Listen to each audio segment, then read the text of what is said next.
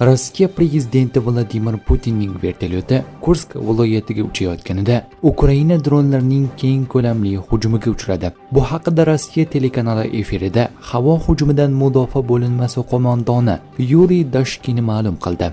Dashkinning so'zlariga ko'ra, Putin Kursk viloyatiga tashrifi chog'ida ukrainalik harbiylar uchuvchisiz uchish apparatlari bilan misli ko'rilmagan hujum uyushtirgan.